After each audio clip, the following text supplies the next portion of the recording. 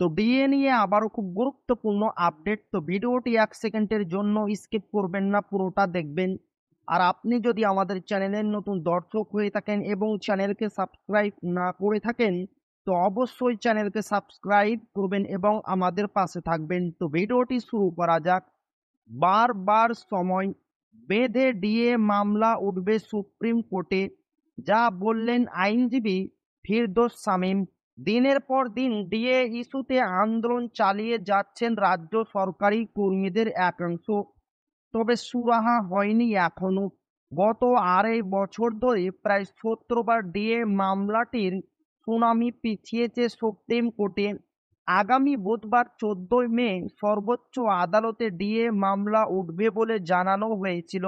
Supreme court সূত্রে খবর, রাজ্যের ডিএ বা মহার্ঘ ভাতার মামলার ফের এজলাস বদল হয়েছে। নতুন বেঞ্চে গিয়েছে ডিএ মামলা।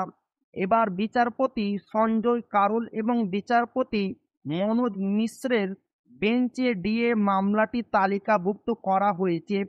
ওয়াজ লিস্টে অনুযায়ী শীর্ষ আদালতের ১৫ নম্বর কক্ষে ২ বিচারপতির ডিভিশন বেঞ্চে মামলাটি রয়েছে। সিরিয়াল নম্বর ৪০-এ রয়েছে মামলাটি। উল্লেখ্য, নতুন বেঞ্চে ডিএ মামলা তালিকার প্রায় শেষে রয়েছে। যদি ক্রমা তালিকা মেনে শুনানি হয়, তাহলে ফের ডিএ মামলার শুনানি পিছিয়ে যাওয়ার সম্ভাবনা রয়ে যাচ্ছে। মামলাটি ৫ নম্বর কোর্ট থেকে ১৫ নম্বর কোর্টে পাঠানো হয়েছে। এক্ষেত্রে এদিনও মামলার শুনানি হবে কিনা সেই নিয়ে অনিশ্চয়তা রয়েছে সরকারি কর্মীদের একাংশের মধ্যে। এই নিয়ে আইনজীবী ফিরদৌস শামীম বলেন, আশা রাখছি ওই দিন শুনানি হবে। এর আগে পূর্ণাঙ্গ শুনানির জন্য বারবার সময় নেওয়া হয়েছে। গত শুনানির দিন পিছিয়ে যাওয়া নিয়ে আমরা বিরোধিতা করি। সেই সুপ্রিম কোর্ট আমাদের আবেদন শুনেছে। ফলে আবার মামলা পিছিয়ে যেতে পারে এমনটা এখনই মনে করছি না। আইনজীবী বিক্রম বন্দ্যোপাধ্যায় বলেন, শুধুমাত্র এজলাস পরিবর্তন হয়েছে। আগের বেঞ্চে বিচারপতি করল ছিলেন, এই বেঞ্চেও তিনি রয়েছেন। ১৪ মে দুপুরে শুনানি হবে বলে আশাবাদী তিনি।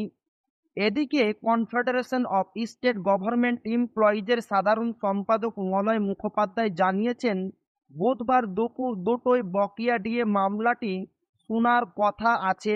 সে মামলা শোনার জন্য মোটামুটি ৫৫ মিনিট মতো সময় থাকবে। ব্যাখ্যা দিয়ে বলেন, দুপুর ৩টে থেকে বিকেল ৪টে পর্যন্ত একটি স্পেশাল বেঞ্চে অন্য মামলা শুনবেন বিচারপতি কারোল। তাই অনুমান করা হচ্ছে এই মামলার জন্য ৫৫ মিনিট পর্যন্ত সময় থাকবে। আগামী শুনানিতে এই মামলার ফয়সালা হয়ে যেতে পারে বলে আশা প্রকাশ করেন তিনি।